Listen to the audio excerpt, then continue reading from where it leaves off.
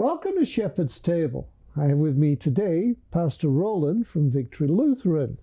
Welcome, Pastor Roland. Thank you. It's good to be here. So, secularism as a religion is a topic you wanted to bring up. Yes. Basically, what I want to discuss is the idea of the myth of secularity, the idea that a truly secular society can exist.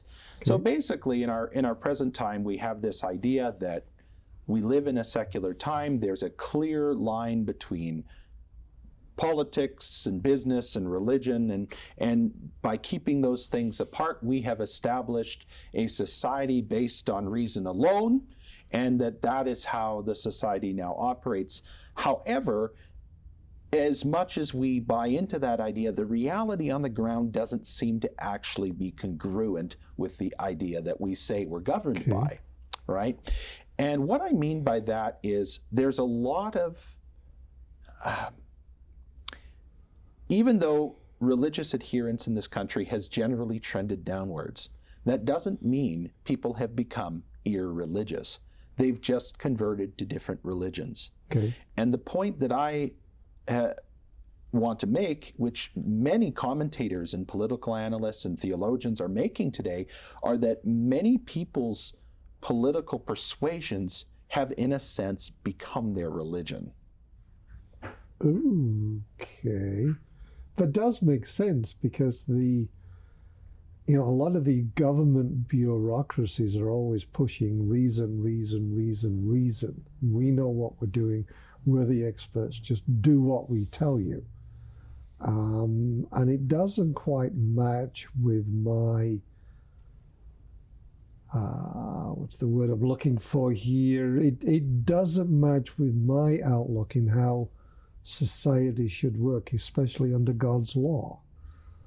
This whole secular thing seems to be very selfish, actually. Well, and the problem is I think we have to expand our definition of what a religion is, right? Because generally speaking, what are religions made out of? There's usually a sacred text or several sacred texts.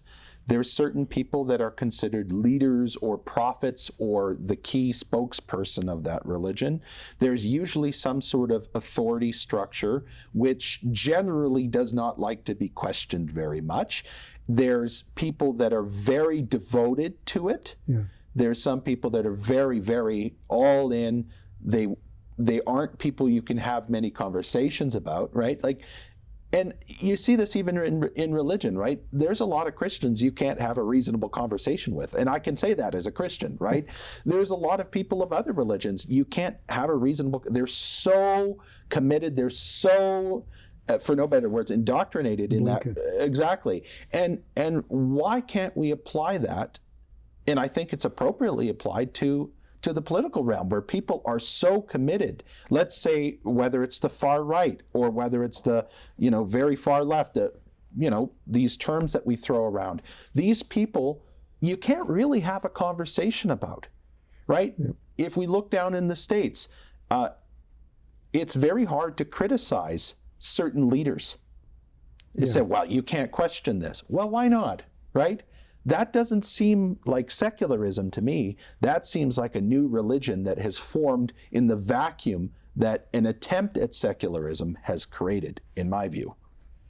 I agree with you. It does make a lot of sense, because if you look at our Canadian so-called system of justice, it's all political ideologues that have been appointed by the Pope, also known as the Prime Minister. He's gathered more and more power within his office in the Ivory Tower in Ottawa, but it's spread, for a better word, disease and mayhem right across the country. Well, and to use the example domestically, regardless of who's in the PMO office, whether it's a person you like or a person you don't like, try questioning those decisions. If someone's a real supporter of the current Prime Minister, or in the future someone's a real supporter of let's say a Conservative or an NDP Prime Minister or whatever, try saying, hey, I'm not sure that they're doing a good job. How well does that go? Yeah. Right? True enough. It doesn't go very well. And to me, that speaks of ideology. That speaks of religious-like adherence to something, to the point where basically, you don't like my views? You're a heretic. You're an unbeliever, right?